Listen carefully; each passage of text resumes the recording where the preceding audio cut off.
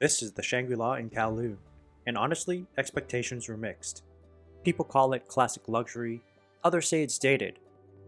In this video, I'll answer the question once and for all. Is this still worth booking today? Walking into the lobby, and this space is massive. High ceilings everywhere, wood tones mixed with polished marble. It feels grand, but not intimidating. More old school luxury. Even when compared to luxury hotels like the Four Seasons, Ritz-Carlton, and the Peninsula, this lobby never feels crowded. And for the rest of this video, I'll be making the case of why Shangri-La Kowloon is the best valued, high-end hotel in Hong Kong. Heading towards the check-in desk now, everything feels organized. Staff are present, but never hovering. It feels polished without being stiff. And now let's head upstairs to check out our room. Heading into the room now, first impression is space. In fact, their deluxe harbor view rooms boast a solid 45 square meters or 484 square feet of space. Heading into the bathroom, and it's immediately marble and wood cabinetry everywhere. Classic Shangri-La style. Single vanity only, but plenty of counter space. Amenities are laid out neatly: toothbrush, razor, comb. Nothing surprising here, but everything you need. Standard toilet over here, nothing fancy to point out. I actually haven't seen too many Japanese style toilets with bidets in Hong Kong, but that would be a nice welcome feature. Extra towels stacked neatly, always appreciated. Now this bathtub is big, especially for Hong Kong. I would have preferred a separate bathtub and shower, but this works as well. It does feel a little bit dated, but still very usable. Water pressure is strong, and the rainfall shower works well. It's a great way to relax after a long day walking around Hong Kong. Checking out the closet, and you can see the wood themes continue. There's a safe inside, but it's a little bit more difficult to access since it's mounted higher. I usually prefer a pull-out safe, but this one works. Lots of shelves here as well, and you can actually unpack.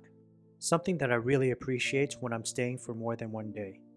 Inside the other closet, you'll have two robes hanging side by side. Pretty good quality, relatively thick, perfect for lounging after you relax in the bath. Two pairs of open-toe slippers are also provided as well, along with a shoehorn, umbrellas, and plenty of hangers as well as storage space above. Stay tuned for the Victoria Harbour view at the end of the video.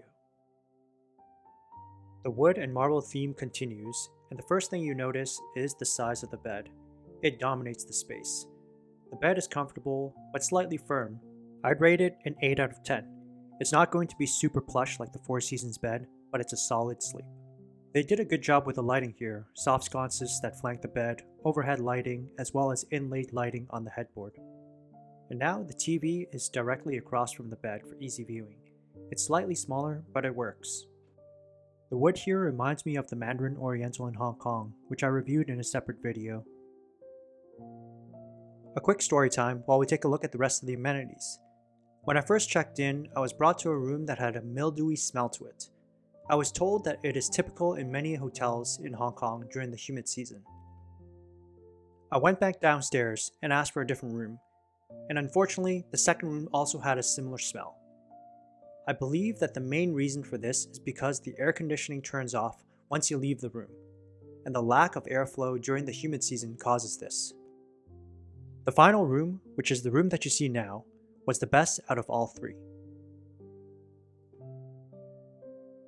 The people at the front desk were extremely helpful, but I found that I had to really push in order for me to get a room that didn't have that smell. I'd say this was the only thing that made the stay less luxurious than my stays at other older properties like the Mandarin Oriental or the Peninsula in Hong Kong. They provided a dehumidifier that you see here to make the room less humid, and it had to be emptied out twice a day. Let's take a look at the rest of the room, and I know I promised you the view of Victoria Harbour. Master control switches are right by the bed, everything in one place, lights, curtains, all easy to manage. A less than comfy chair that is one of the pieces that really dates this place. I believe that since this video, these rooms have undergone a facelift.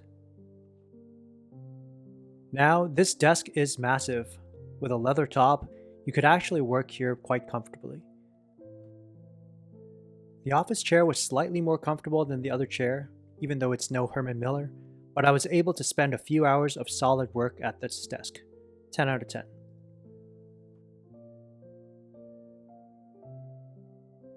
And now, the view.